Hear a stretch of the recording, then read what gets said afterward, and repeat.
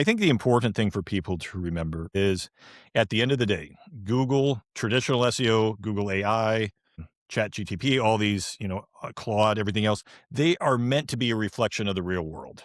So the more real world things you can do, getting out there, being cited by journalists, things like that, just increasing your brand visibility, those are probably way more important than focusing on individual technical details, doing real stuff. So we're SEOs, we're nerds, we try to capture these things in studies like this, but it's just a reflection of the real world at the end of the day.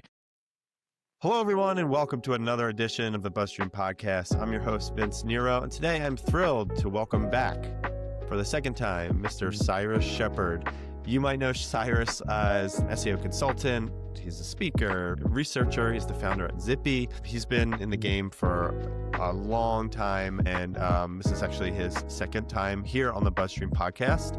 We are going to be talking all about a brand new post that Cyrus came out with a few weeks ago, all around AI citations and kind of what he's calling the AI Citation Ranking Factors, this analysis that he did where he looked at tons and tons of studies to kind of come up with what he thinks are the ranking factors, the things that really are going to drive citations for you in your brand. But before we get into this, I just want to remind people to like and subscribe. And the other thing to do is, if you haven't checked out List IQ, please go check it out. It's our brand new media list building tool. It helps you build lists right from Google News. Great product, by the way. Thank you, Cyrus. Let's get into this. Cyrus, how you doing? Thank you so much for joining us. I am happy to be on your podcast again, Vince. Only the second time. That seems amazing. My relationship with BuzzStream goes back like 15 years. So you guys just keep building new things. You're killing it in the industry, but happy to be here.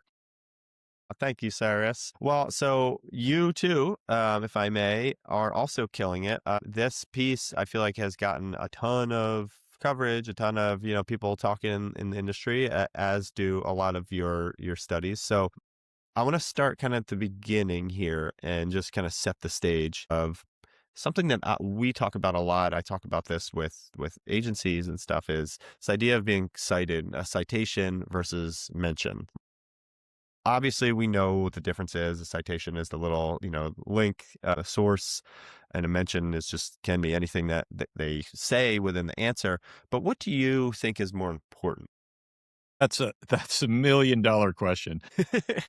So I'll have a non-intuitive answer to this, because there's so many. I'm going to, for the purposes of this conversation, I'm going to assume Google or Google AI Mode or Google AI Overviews. Although we've had some good news on the Chat GTP front lately, where traffic seems to be increasing through citations and mentions. But there's different positions that you can appear in a Google answer. You can appear as the recommendation within the AI answer. You can appear as a citation, usually over to the right, or at least for the time being, you can appear beneath that into the traditional rankings. And we've seen click-through rates decrease dramatically for those ranking positions. Still, though, the answer is the place you want to be is the top of the organic rankings. That's still going to drive the most traffic and visibility, weirdly, even with AI answers. But as AI answers become more prominent, and who knows where Google is going with all this, generally brands want to be in the answer. They want to be in the mention, different terms for it.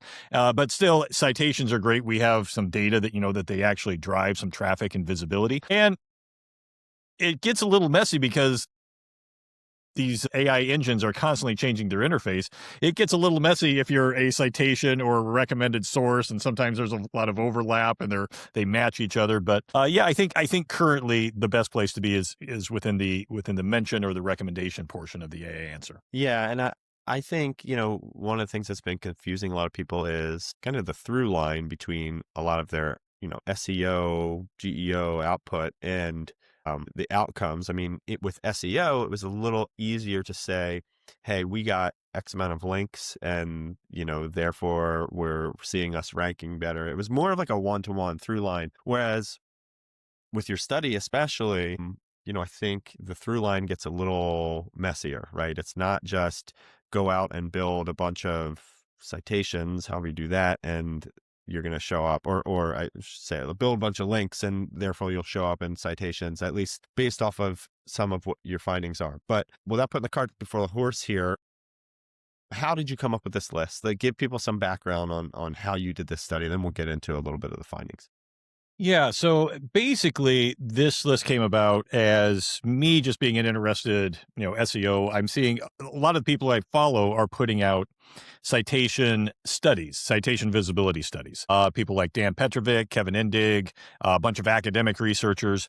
And I noticed that they were finding some really interesting things that sometimes overlapped, sometimes didn't. And I just thought someone needs to go through every single study and try to put all the evidence together and try to collect it. But really, all the credit goes to, the people doing the original research. I did no original research for this study. I just piggybacked. So I went through and I combed dozens and dozens of studies trying to find actually the discipline is so new. I literally found every single study and paper published, and it was like something like 75, and I whittled it down to, I don't remember what the number was, close to 50 that held muster. We're actually talking about citations and not mentions, and then just hand classifying. Okay, they found this, they found this, they found this, and I have this huge spreadsheet, which kind of a heat map, and able to classify and name these different factors which seem to contribute to AI citations, and that's how it was born. So it probably doesn't capture everything, but it captures the current state of research.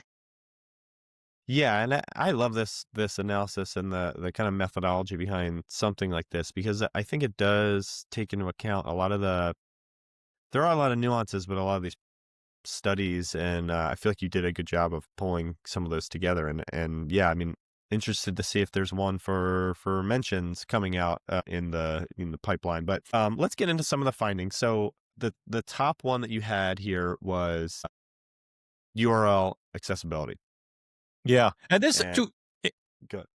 Yeah, well, to SEOs, it seems obvious, like, right? You want your URL to be accessible. It's the number one thing in every crawl report. Like, we this is a 404, we can't access it. But and I felt embarrassed even mentioning it, but it's so important with AI because so many people are blocking AI crawlers and not even knowing it. Their Cloudflare configuration, they press a button in Cloudflare and boom, you've blocked, half the AI crawlers on the internet. And people are putting robots text protocols in. IT departments are putting, blocking AI crawlers because they see something, their servers are getting overwhelmed. They don't understand what that's doing to their AI visibility. So yeah, just having your URL accessible and paying attention to that has increasingly become the SEO and marketer's job to figure out what's going on in there, what bots we should be blocking and what bots we shouldn't be blocking. So it's not a huge factor in the end, but it's pretty fundamental to what we're doing.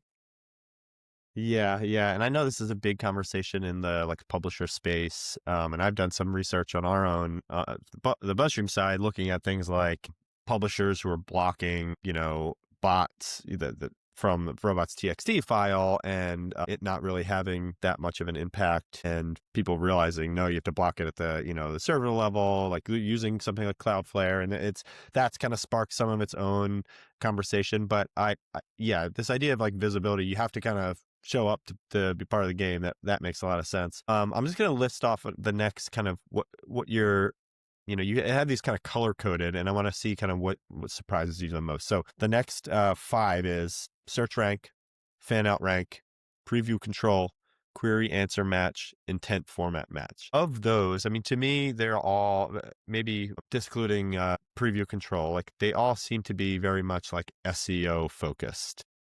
Yeah. Would you agree with that? Yeah, absolutely. So the first two you mentioned, search rank and fan out rank, I think it's worth spending a second on these because there's some I was surprised by some of the data. So the number one correlation between to appearing in AI answers is how well your URL ranks for the main query and also all the fan out queries, the secondary searches that the AI engines put out. But here's what was interesting in the data. You might be only cited once as a source within an AI answer, but the number of times that you rank for the fan out and the query can determine that one position. So if your page ranks for several fan out queries, it's more likely that you're going to be cited at least once. it's not a matter of, individual rankings. It's like the sum is great, the whole is greater than the sum of the parts. So optimizing your Right. page to rank for as many fan out queries as possible, or different URLs increases your likelihood. And that was kind of surprising to me because I thought it was just a one-to-one relationship, but it's not. They add up how many times you appear seemingly. Yeah, that is really interesting. And that is something that I mean, more people I think are finally coming around to this notion of like, yes, it does correlate to search. Like you do have to, you know, SEO is still important because ranking is so important. But I think that the thing that people are starting to come around to is the idea of like also ranking for the query fan outs and like understanding that one query, it's not like SEO where it was like, if you rank for kitchen island ideas, you're going to be fine. Like now it breaks it up into all the different, sometimes 20 different queries, and like ranking for all of those, as many as you can, is really what's going to help increase the citations, as you say. So the other one I thought was interesting is the query answer match and intent format. I mean, I guess to those, again, they seem kind of basic SEO, but I think the thing there is maybe when we layer in the query match again, like the query fan out again, like it's just this other layer making it a little more complex. But if you can, let me know your thoughts on those. Yeah, so query answer match, this was a huge one in a lot of the studies that I looked at. And I think it has something to do with the way that AI answers are creating these citations. So they're, on one hand, they're scouring the web for information. On the other hand, they're just looking for something to validate the answer they already have. So what the data finds, is that when your content closely matches the answer, it's more likely to get cited. So what the optimization technique is, if you're using your H2 headings to closely match the fan out query or the main query, and your answer right below that closely matches the answer, and you're just structuring that in a format that closely matches what AI is outputting. And so we've kind of known this for a while. Google has a patent on how this works, how they're just sort of validating the answer, but structuring your content like that seems to be really, really important to that way. And the intent format match, that's a little less important, but that's just like if the question in the AI is like asking for, what are the best things to do in New York City? The format of that is probably going to be a list, like a listicle. We talk about listicles a lot with AI, but a different type of question may require a different type of format, like compare Google and Apple. That's going to be like, Right. you'll have tables or something like that. So using the right format to the question seems to be an important consideration. Yeah, which again, like in my mind, is an SEO best practice. So people are still kind of writing for people, like I feel like you're Hmm. still probably going to do a good job rather than like just writing for an algorithm. Okay, I wanted to jump down to a few of these things that were at the bottom that I thought were a little surprising. So let's briefly touch on llms.txt because it's in the news, and I know Google just recently put out some documentation saying how it's not necessary. And then recently, I think Lily Ray and John Mueller were kind of talking back and forth because there was some other documentation that came out that said that maybe yes, maybe it was in some specific scenario. So what's your take on LLMs? Yeah. So, I mean, the headline is no study that we looked at in our entire database found any relationship with LLM text and AI citation. And there's just zero evidence. Now, I do not mean to poo-poo on LLM's text. A lot of smart people, a lot of AI companies are promoting it as a web standard. And there's a lot of new web standards opening up, especially in e-commerce and, all these server protocols and things like that. And adoption is new, and it's a wild, wild west. So I don't think we should discount LLM text at this moment, because it's a new frontier. And if someone says, "Hey, why not?" I think we should take that person seriously because there are some arguments for doing it. I just would not expect to see an increase in AI citations because you use Just because you do LLM that, text. yeah. I wouldn't expect to see anything at this point, but that does not mean it's a technology or standard that we should just dismiss outright. And I hate it when people on social media say this person is recommending LLM text, they are a snake oil salesman. No, that's Right, not the right. truth. It's just a new technology. There's no evidence for it yet. I wouldn't rely on it, and it could develop into something, and maybe not. We don't know. And I got to remind everybody, in the early days of SEO, there was a meta keyword tag that worked early on, then it didn't work, man. Then it became snake oil after the fact. But for a while it worked and it was a legitimate technique. And maybe LLM's text becomes the robot's text. I don't know. But right now, Yeah. there's not a lot of evidence for it. Yeah. I mean, I guess this brings up a good question about your study.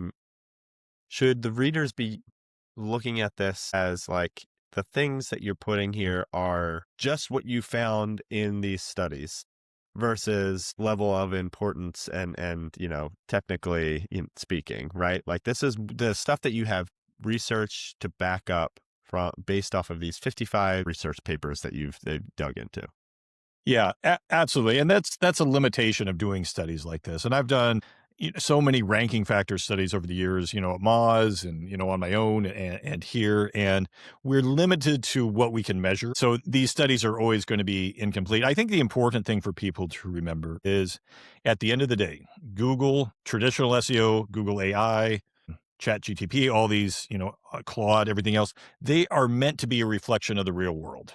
So the more real world things you can do, getting out there, being cited by journalists, things like that, just increasing your brand visibility, those are probably way more important than focusing on individual technical details, doing real stuff. So we're SEOs, we're nerds, we try to capture these things in studies like this, but it's just a reflection of the real world at the end of the day.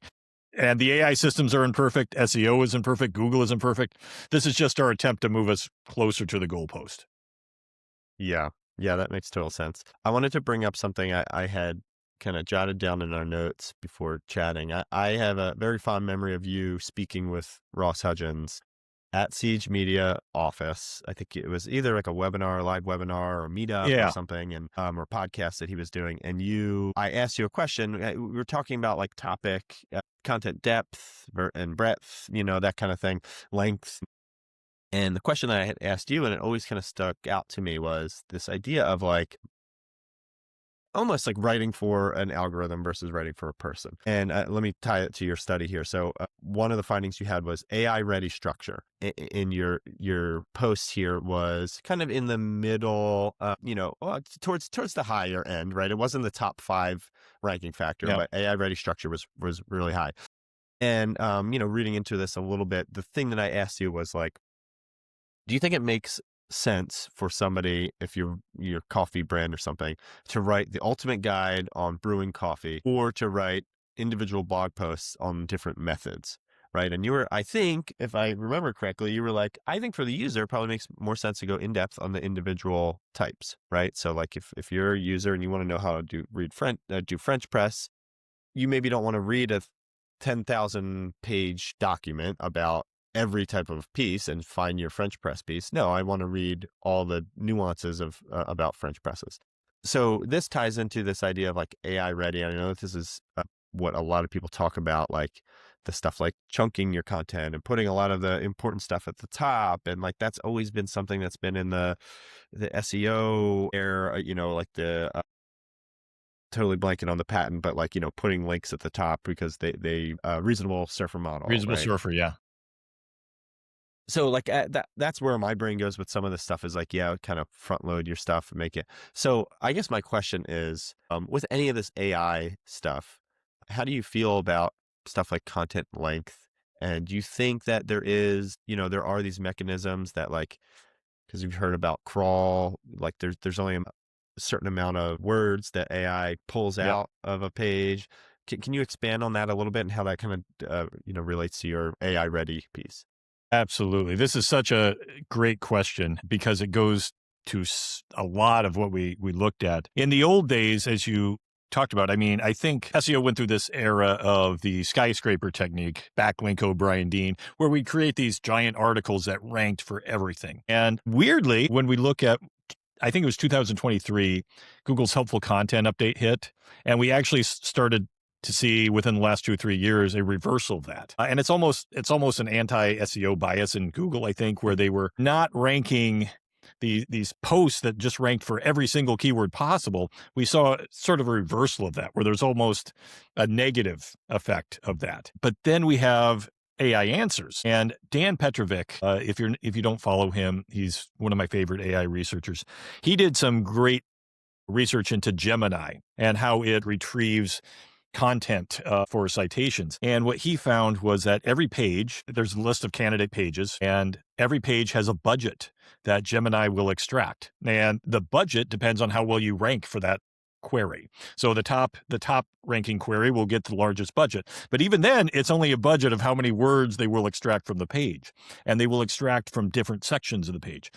So if you're ranked down the list and you want to get your answer in, you want to put your answer in a prominent place, near the top, because you only have so many words that they're going to extract. The other thing is, the idea of chunking, making it clear what the AI engine should extract from your page with, the H2 or the heading and the text right underneath it. If you have question at the top and answer way at the bottom, that's really confusing for the AI engine to extract, because they have to do extra work to draw that information together and figure out. They can, but if you make it harder for them, it's difficult. So yeah, the answer, to swing it all back, seems to be we've gone the other way from the days of the skyscraper, 5,000, 10,000 word articles, where shorter, more tightly focused content seems to perform better, both in AI answers and Google's traditional ranking algorithms. That seems to be the weather report these days.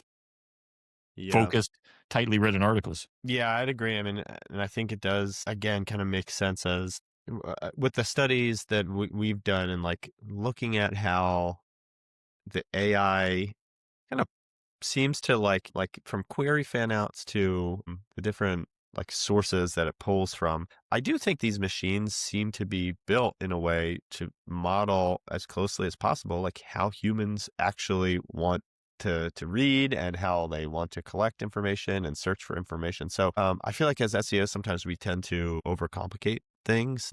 And this is another reason to think about, like, what if you told somebody like, hey, if you're writing a post and you pose a question, answer it right away, you'd be like, yeah, that makes sense. It's like, that's not but like, if you're looking at the content that's on there, that's not always the case. So yeah, I'm not a fan of the long preamble anymore, but right.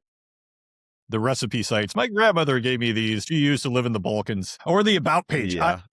Can I just interject with about pages for a second? The about page in the age of AI has become so important, because if you Google your company, the AI engines are looking for authoritative places of information, and that's usually going to be your own website. And I see companies who are killing it, and they have.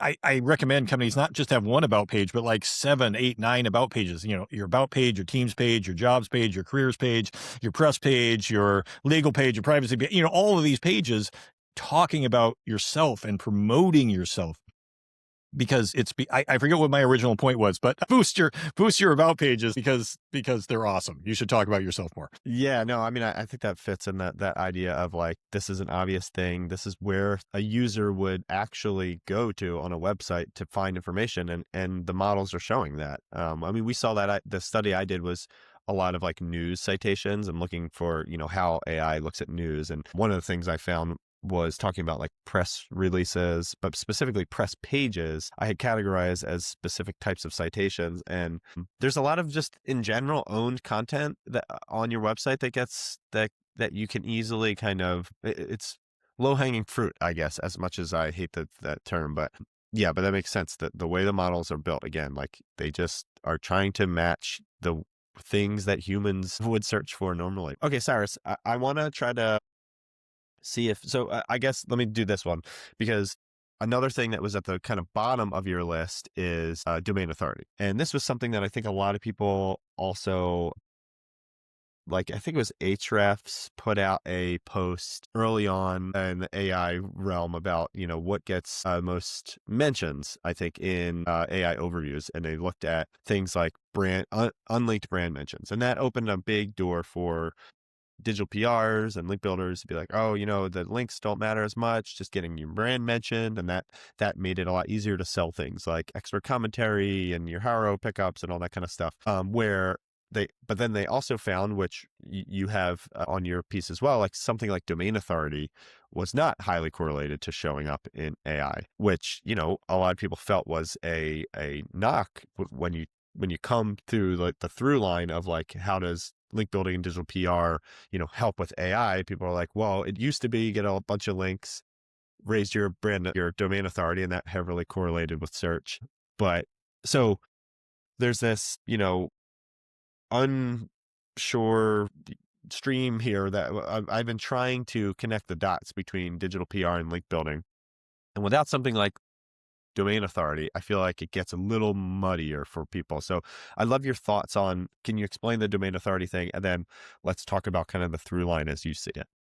Yeah. So domain authority, I'm sure there's some listeners who aren't quite sure what it means. Domain authority just references the backlink strength of your website, how many backlinks and the trust of those backlinks pointing to your websites. And traditionally, we see domain authority correlating with higher Google rankings. But in all the papers I looked at, and several academic researchers looked at different aspects of domain authority, there was usually a correlation, but it wasn't very strong with AI citations. And I don't necessarily know what this means. I think it just means that the AI citations are looking at a deeper level of fan out queries for non-competitive queries. So there just isn't a big correlation there. But I think, to put this firmly, an example that's often used when talking about AI is if you Google something like best CRM and your HubSpot.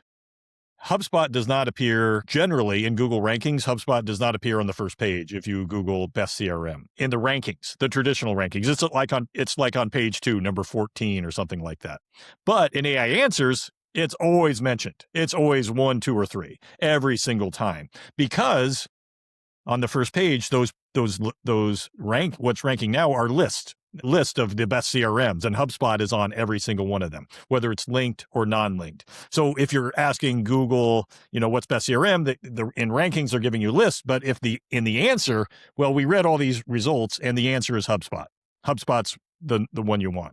So I think in the age of, if you're looking for not necessarily the citation, but to get the recommendation, those unlinked mentions that Russ was talking about are hugely important. And we're on there's a big controversy recently. One of the AI companies is automating mention acquisition and scaling it easily. And there's some question if Google's going to respond to inauthentic mention abuse. It's a new frontier. A year from now, we might be looking back in this conversation, go, oh yeah, scale mention abuse. That's a thing. Yeah, you don't want to do that. But right now, maybe it works. Maybe it doesn't. I don't know. I wouldn't advise it. I would go for authentic mention and, genuine outreach, genuine mentions, things like that. I think Google has a huge challenge on their hand to try to combat this. But how is Google going to fight this? Authority. If mention spam becomes a thing, they're going to just ignore mentions they don't believe are authentic, and high authority sites are going to win. Lower authority sites are going to struggle, because brand and authority have always been Google's levers for spam and weeding these things out.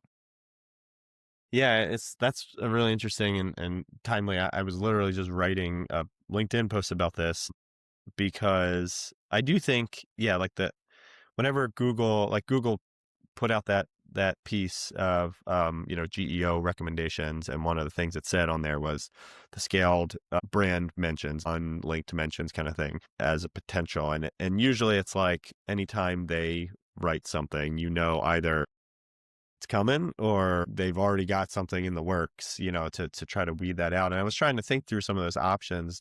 Like, if I'm Google, how do I go about this? And there's 2 other things I wanted to get your thoughts on too. This idea of like consensus, right? You kind of brought that up with like the listicle thing. Like, if HubSpot is mentioned on all these other sites as being the best CRM, like, chances are they're going to show up as an AI answer. But do you think that is something that, like, Google, if you are getting brand mentions from, like, I could see this potentially having, some people getting caught up in like the friendly fire, where it's like, hey, we got some legitimate press mentions of our brand saying that we're the best running shoe, but and 3 of them came in on the same day from 3 different sites. And so that is like some consensus, but like, maybe they weren't super high authority. Like, do you think Google's going to start coming after some of these ones that happen naturally? Like, you mentioned brand and authority. I guess if you could elaborate a little bit on that, because I think it's an interesting take. Yeah, I think we already see evidence of the LLMs depending on the mode that you use, extended thinking or, pro or whatever, evaluating sources. And if you spend as much time chronically online using AI as we probably do, you can see the answers sort of like, well, this is from a Reddit thread, but I don't quite trust the source. This is from an authoritative, trusted thing, and the LLMs will tell you. And maybe that's not so much algorithmic as Google or the AI engines just offloading that evaluation to the LLMs, perhaps. But I think we're definitely seeing it, and I don't think it's as gameable as people think it is. But maybe for a while. No, I'm not sure. But at the end of the day, you still want authentic mentions and links from the most authoritative sources, most trusted sources that you can find. And that doesn't mean that the lower tier mentions are not valuable, but you always want to get the most authoritative ones you can find, and that's best practices. And is that like, are you saying that because search still seems to play a big part of it, and like those are great ways to get yourself mentioned in search? Yes, but also I think all of these systems inherently are building out trust systems to evaluate sources. The source of truth. They're always, because the AA answer just wants a source of truth, and it has to evaluate thousands and thousands of sources. That's why your own website is going to be a great source of truth. I have a question that I just answered a little bit ago. Do small businesses even need a website anymore if everything takes place with Google My Business or, with an AI answer? Yes, you need a website, even if you get no traffic, because that is your source of truth. And AI is going to cite that above other sources because it's yours, it's trusted, and that has high authority. So trust is currency within AI or Google or anywhere else. And we always want to value that trust. Yeah, I love that. And I think, and I'm not asking that because I disagree with you too. Like, I'm always curious to hear different people's takes on kind of the value of links and link building in today's world. I mean, we had met Tahan yesterday on our call, and we were talking all about Common Crawl. And, he was like a lot of these LLMs are just built on Common Crawl, like there's the Yeah. foundation of a lot of, and like, that's all links, right? Like, By the way, he was one of the researchers, one of the experimenters that is cited frequently in this study. Great mind there. Yeah, call out. yeah, check it out. I'll over here. I'll put a little link to our video with him. Well, Cyrus, I want to allow you to kind of leave people with like a final, say you get a new client and they're like, Cyrus, how do I show up in LLMs? Either, maybe you're tracking citations or mentions, maybe both. How do you answer that? What's your kind of, do you have like a short elevator pitch on like how people can show up? There are all these advanced techniques. Michael King, I pull rank, Dan Petrovic again, all these advanced techniques for showing up in AI. I think though, for 80% of sites, the mom and pops, the regular websites out there, the regular marketing departments, it is just doing regular SEO. I hope that's not a cop-out answer, but the correlations between ranking for the main query and fan-out queries and related results, that basic foundational work, keep doing that. And that's going to correlate to showing up in AI answers. For the advanced people that want to do the extra work and, structure your content in a certain way and all that, I think that's fine. But for most of us, we're struggling just to, rank in the top 3 anyway, and we should continue to do that. The game certainly changed in the last few years with what Google is rewarding, but get those foundations in first and invest in regular SEO, and it's the benefits going to overlap with AI citations. Yeah, I love that. Thinking about SEO as kind of the core. And then when you get into like optimizing specifically for LLMs, because there are so many different LLMs and they work differently, it's like you're kind of slowly, pushing the boundaries. But if you don't have that core, you're not going to be able to rank anyway. Yep. Yeah. Well, Cyrus, this has been awesome. Thank you so much for your time. You got any other studies coming out that you want people to know about? I Not to do. put you on the spot. I'm going back to my SEO roots, and I'm doing a traditional ranking factor survey just to see what's working in Google right now. kind of like Yes. the work I used to do at Moz back in the day, but maybe people aren't interested in what works for SEO. I don't know. No, they should be. I think I've been asking Moz to do that. I've been asking Ahrefs, and they're like, no, nobody cares about that stuff anymore. But I think Yeah, they yeah, do. I mean, we'll see. if the search stuff, if the fan out, is really the bones of this, like I feel like he's still gonna know Yeah. what to do to show up. So I'm with you, man, and I'm excited to see that. Cyrus, where can people connect with you if they have any questions about this stuff? LinkedIn. I also have a newsletter that I write, obviously, where this study was published. Zippy Signal on Substack. Subscribe. Press that subscribe button. Pound, pound, pound.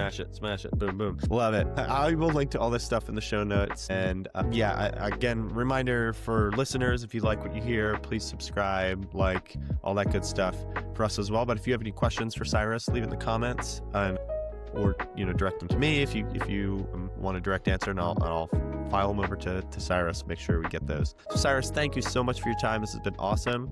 Again, sorry I've been a little tongue-tied and brain foggy here, but I really appreciate you coming on here. I know you're a busy guy, so thank you. Thanks, Vince. Thanks, everybody. Yeah, thanks everyone, and good luck out there.